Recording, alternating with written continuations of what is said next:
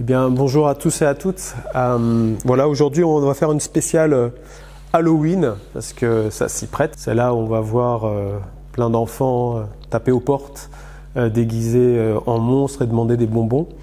Et la question qu'on peut se poser, nous qui sommes enfants de Dieu, et c'est souvent ce qui arrive dans nos vies, c'est est-ce que cette fête elle est normale? Est-ce que cette fête je peux y participer? Comment je dois répondre à cette fête-là? Voilà, tout ce genre de questions d'ordre pratique parce qu'on veut marcher nous dans les voies de Dieu, on veut apprendre à marcher en tout temps, en toutes circonstances comme Dieu nous demande d'être, c'est-à-dire la lumière du monde. Et on sent bien qu'il y a des choses qu'on peut se permettre, des choses qu'on ne peut pas se permettre parce qu'on est enfant de Dieu tout simplement et qu'on ne fonctionne pas comme le monde. Alors il y a des choses bonnes que le monde peut faire, auxquelles on peut participer sans problème et sans retenue, mais on sent bien qu'il y a d'autres choses où là ça bloque parce qu'il y a quelque chose derrière où on sent que c'est pas clair. Et on a besoin d'avoir des réponses par rapport à la parole de Dieu et pouvoir avoir le comportement qu'il faut dans ces temps-là. Et c'est ce que Dieu nous demande en fait. En fait, la question générale qu'on pourrait se poser, c'est qu'est-ce que Jésus ferait à ma place, tout simplement. Donc, je vais essayer simplement d'y répondre. Et moi, je voudrais juste poser trois points principaux sur lesquels voilà, j'aimerais juste apporter un éclaircissement. Premièrement, l'origine de cette fête, voir un peu l'histoire de cette fête, d'où elle vient et pourquoi aujourd'hui elle est là en France, parce que ça fait pas très longtemps non plus qu'on la voit. Voilà, le deuxième point, c'est un chrétien, est-ce qu'il peut y participer ou pas? Parce qu'on a des propositions pour y être. Nos enfants qui sont à l'école, eh bien, parfois, on leur demande de se déguiser. Est-ce que nous, en tant que parents, on n'accepte pas? Qu'est-ce qu'on fait? C'est pas évident. Et puis, le troisième point, la réponse, notre réponse, par rapport, eh bien, à nos contemporains qui fêtent ce genre de choses. Qu'est-ce que nous, on peut apporter comme parole, comme secours? Voilà, quelque chose qui vienne de Dieu et qui vienne les attirer non dans les ténèbres, mais qui vienne les tirer des ténèbres pour les amener à la lumière, tout simplement. C'est ce à quoi nous sommes appelés. Donc voilà, donc 3 points et je vais tout de suite les développer. Donc en premier, eh bien, on va faire un peu d'histoire. Donc en fait, c'est une fête à l'origine qui remonte à plus de 2500 ans, qui est une fête celte. Et à l'origine, on fêtait surtout le dieu Samin. C'était le dieu de la mort, le prince des ténèbres. On le fêtait fin octobre. Fin octobre, c'était le temps de l'équinoxe entre l'automne et puis l'arrivée de l'hiver.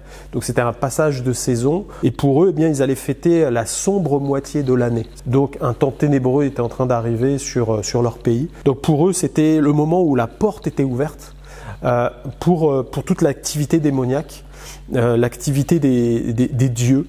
Et particulièrement le dieu Samin avec toute sa troupe de démons effrayants et qu'ils allaient envahir en fait leur pays et c'est pour ça qu'en fait qu'ils se déguisaient en monstres eux-mêmes pour faire peur et pour repousser les assauts soi-disant des démons qui étaient là. Pourquoi ils étaient habillés en noir et en orange aussi, on peut se poser la question, c'est ce qu'on voit fleurir, le noir et l'orange particulièrement. Donc le noir, c'était le dieu de la mort. Et en fait, dans ces temps-là, il revêtait principalement une robe de deuil de noir profond, pour montrer vraiment que c'était la mort qui était en train d'envahir le pays, en fait. Et l'orange, c'est parce qu'en fait, c'était aussi le temps des moissons et que les couleurs changeaient, les arbres changent comme chez nous. En automne, ça passe au orange, au rouge, etc. Et puis c'était aussi la couleur du feu. Et c'est pour ça qu'à cette période-là, il faisait brûler aussi dans les maisons du feu pour repousser les mauvais esprits, pour repousser toutes les malédictions. Et aujourd'hui, c'est arrivé en France. On se dit, mais comment ça se fait qu'une fête qui a 2500 ans, tout d'un coup, elle est arrivée là, comment ça se fait quoi? En fait, ça se pratiquait aux États-Unis, mais en France, on n'était pas adhérent de ça du tout. C'est l'opérateur Orange qui, en 97, a fait une pub pour les téléphones Ola, et donc pour lancer sa gamme, il a fait Olawin, et avec une citrouille, et ça a amené en France l'ouverture vers la fête d'Halloween en fait. Et à partir de là, ils ont lancé toute leur gamme, ils ont envahi les boutiques avec du orange, les citrouilles, etc. Et puis les gens ont pris cette fête. On en fait bien sûr un aspect commercial parce que c'est les bonbons, c'est les déguisements, c'est tout cela. Les enfants se déguisent, on les pousse même dans les écoles à se déguiser aujourd'hui. Moi je sais que semaine dernière, ma petite fille, on lui a demandé si elle voulait se déguiser en monstre, parce que tous les enfants de sa classe le font. Même les maîtresses maintenant le font, alors qu'avant elles étaient plutôt neutres. Donc on voit que c'est quelque chose que, voilà, qui est répétitif chaque année. On sait qu'il y a Halloween au 31 octobre et que le lendemain, eh bien, c'est aussi la fête de la Toussaint, la fête des morts. Ces deux fêtes se suivent et on sent que c'est un moment très très particulier. Donc en fait, on appelle ça la fête de la peur. Et le but, c'est vraiment de se faire peur. Et puis bien souvent, quand ils vont taper de maison en maison pour récupérer des bonbons, eh bien, ils ont cette phrase de dire un bonbon ou un sort.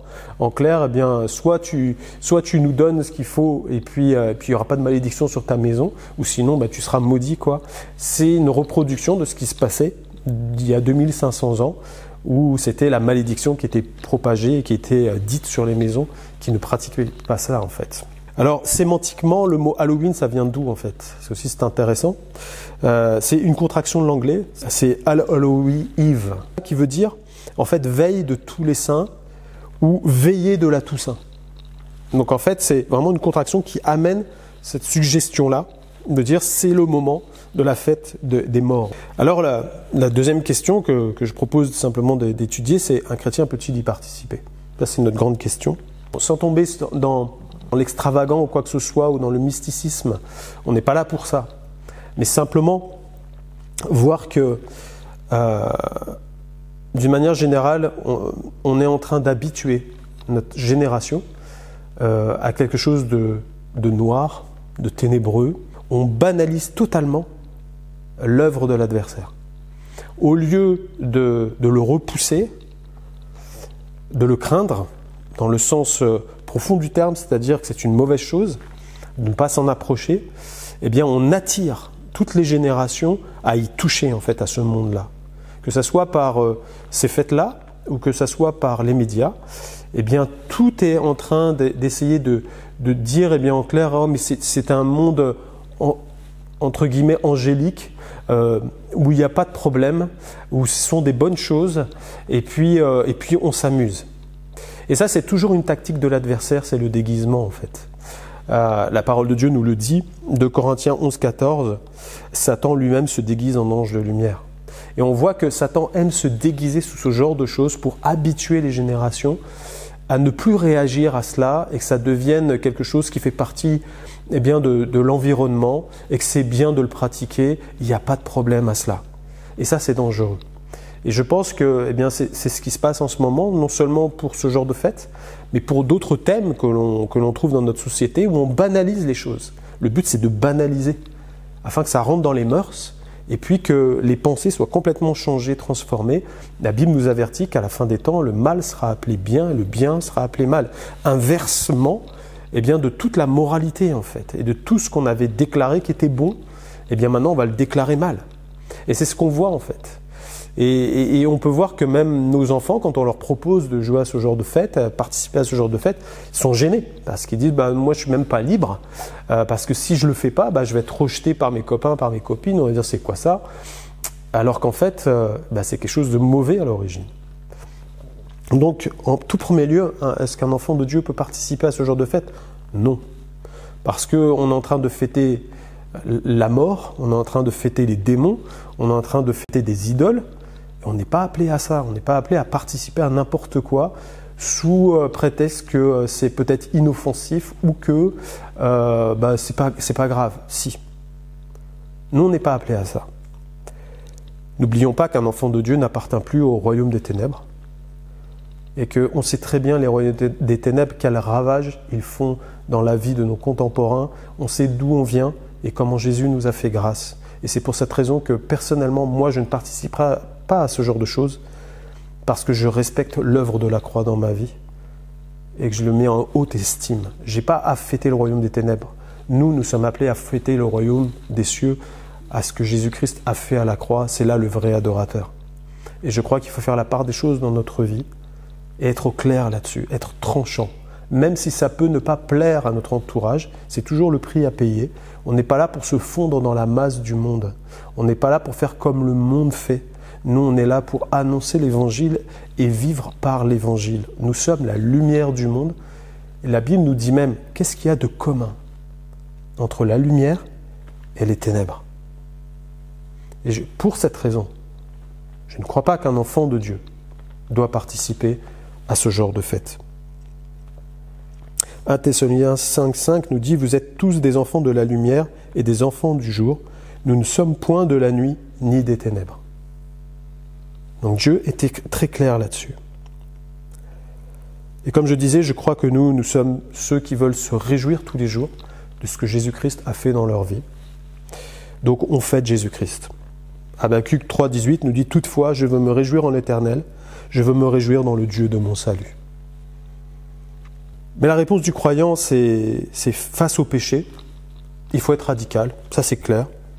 Nous, on n'aime pas le péché parce que Dieu a haï le péché et qu'il a donné sa vie à la croix pour nous sauver et nous racheter du péché. Le deuxième point, n'oublions jamais que c'est la grâce de Dieu qui nous a sauvés. Pourquoi je dis ça ?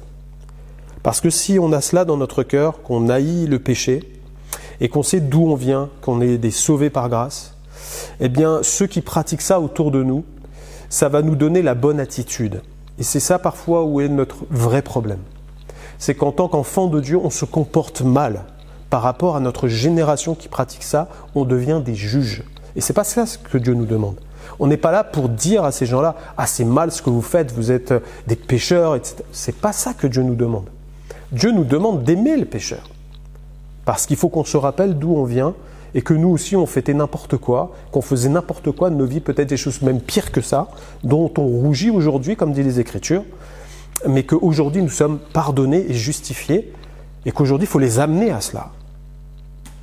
Et j'aimerais t'amener juste ce petit témoignage, et c'était la prédicatrice Joyce Meyer qui disait ça, dans une de ses vidéos, où une fois elle évangélisait avec quelqu'un, et puis la personne qui était à côté d'elle, eh bien, quand elle parlait aux gens dans la rue, elle est toujours en train de les agresser, à dire c'est mal ce que vous vivez, c'est mal ce que vous faites, c'est le péché, c'est le péché, c'était la vérité, mais c'était pas comme ça qu'il fallait faire.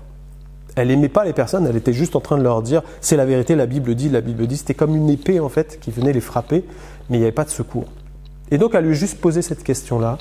Elle lui a dit, quand tu vas à la pêche, est-ce que tu t'attends à pêcher un poisson qui est déjà vide de toutes ses entrailles, prêt à être cuit? Ou est-ce que quand tu pêches un poisson, il est vivant et il est comme tel? Elle a dit non, il est vivant, il est comme tel. Il dit dans l'évangélisation, c'est la même chose. Tu dois aimer les gens et tu dois leur apporter le salut. C'est seulement après que le Saint-Esprit va les transformer. Mais tu n'es pas là pour les juger. Et j'aimerais qu'on ait cette attitude pendant ce genre de fête où peut-être les enfants vont venir frapper à ta porte et te donner quelques exemples pratiques parce que je crois qu'on a besoin d'avoir des exemples pratiques. Alors c'est que des idées, peut-être des choses qu'on doit travailler, aller plus loin, demander à Dieu de nous éclairer. Et premièrement, eh bien, bannir de nos cœurs et prier pour nous-mêmes, bannir ce sentiment de rejet en fait, envers eh bien, peut-être ces enfants qui vont taper à ta porte, de dire « Ah, ils sont déguisés en monstres, moi je n'ouvre pas, moi j'aime pas les monstres, moi j'aime pas ceci. » Ok, c'est vrai, on n'aime pas les monstres, etc. Mais je crois que les enfants ont besoin d'être aimés parce que dans ce monde tellement détruit, eh bien, ils ne savent pas ce qu'ils font, premièrement, parce que la Bible nous dit que ce sont des brebis errantes qui chacun suit sa propre direction. Eux, c'est de l'amusement, ils ne savent pas plus que cela. Ils ne connaissent rien au monde des morts, ils ne connaissent rien aux démons parce qu'ils ne sont pas éclairés et qu'ils ont besoin eh bien, d'être éclairés et d'être aimés en premier lieu. Donc moi, j'aimerais juste te donner quelques exemples. Premièrement, prier pour ce moment, parce que la Bible nous pousse à prier pour ces moments-là, parce que c'est des moments propices en fait. Et j'aimerais te dire, c'est peut-être la seule fois où tu vas voir ces enfants taper à ta porte. Dans ton quartier, c'est peut-être la seule fois où tu vas les croiser et tu ne sais pas ce qui va arriver à ces enfants le lendemain. Mais je crois qu'il n'y a pas de hasard avec Dieu. S'ils tapent à ta porte, c'est parce que Dieu les envoie vers toi. Tels qu'ils sont, il les envoie vers toi. Tu as prié pour évangéliser? Eh bien, c'est une bonne occasion. Alors, aie la bonne attitude quand tu vas ouvrir ta porte. Au lieu de laisser ta porte fermée, ouvre ta porte. Et puis, commence bien à parler avec ces enfants. Eux, ils vont te dire un bonbon ou un sort, eh bien toi, tu vas leur parler. Peut-être, la question toute simple, c'est de dire, mais pourquoi tu fais ça? Est-ce que la mort, c'est bien? Est-ce que tu crois que c'est bien? Et moi, j'aimerais te parler d'autre chose. Ça peut être un exemple. Prie pour que tu poses simplement des questions. Jésus posait des questions à ses contemporains. Il n'était pas en train de les agresser.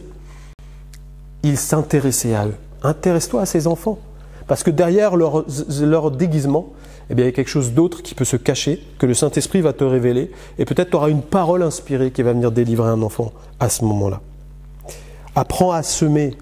Fais découvrir la bonté de Dieu à ses enfants et pas la haine ou quoi que ce soit. Sois quelqu'un qui les entoure, qui les accueille comme Christ t'a accueilli.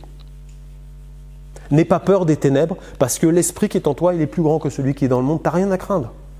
Ils ne vont pas t'envoyer un sort sur ta maison parce que tu es béni de Dieu. Mais toi, tu vas peut-être leur amener la bénédiction cette fois-ci qui va changer leur vie et le cours de leur existence.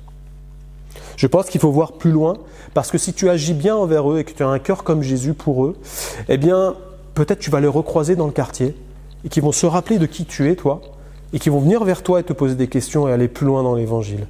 Et tu ne sais pas ce qu'ils vont devenir par la grâce de Dieu, parce que tu auras semé la bonté de Dieu dans leur vie, que tu leur as semé une parole de Dieu dans leur cœur, et que ça va les amener à connaître Jésus-Christ. Et je pense qu'après, avoir rencontré ces enfants, tu peux leur donner des bonbons, c'est pas interdit de donner des bonbons, mais leur expliquer pourquoi tu donnes des bonbons, pas pour participer à la fête, mais parce que tu les aimes. Et puis tu peux même les inviter à dire, mais revenez les autres jours, j'aurai toujours des bonbons chez moi, je ne vais pas attendre le 31 pour vous les donner. Et ça peut être une bonne invitation pour simplement les connaître leurs parents, et puis commencer à tisser des relations avec ceux de ton quartier, parce que des fois les chrétiens sont trop enfermés chez eux, et puis commence à tisser des liens avec eux, et puis découvrir leur vie, et puis aller plus loin que cette fête-là, et puis les inviter à rencontrer Christ, peut-être à l'église, et tu auras des familles entières qui vont se convertir, parce que tu auras eu l'attitude qu'il fallait, l'attitude du cœur de Christ, des entrailles de miséricorde. Alors mon frère, ma soeur, j'aimerais vraiment t'encourager à prier pour ces moments, à prier pour toi-même, ton propre cœur, à bannir les peurs et à avoir la bonne attitude de Christ. Prie pour que Dieu t'inspire, parce que je crois que Dieu peut t'inspirer une manière de faire que je n'ai pas citée, mais que Dieu va te donner. J'aimerais juste terminer en te disant, prie ensuite pour ces enfants. N'oublie pas de prier pour à qui tu as parlé, qu'il y ait un écho de la parole dans leur cœur. Parce qu'en priant pour les enfants, Dieu va agir dans leur vie, va disposer les moments et les circonstances. Il y a cette parole, et je termine par là, des psaumes qui dit « Priez pour votre cité, pour le bien de la cité. » Tu es un vecteur de paix dans ton quartier. Sois pas un vecteur légaliste, sois un vecteur de la grâce. Aime ces enfants, pas la fête, mais aime-les. Puis apporte-leur la bonté de Dieu et tu verras les choses changer dans ton quartier. Que Dieu te bénisse et t'encourage. Et puis on se retrouve la prochaine fois. À très bientôt.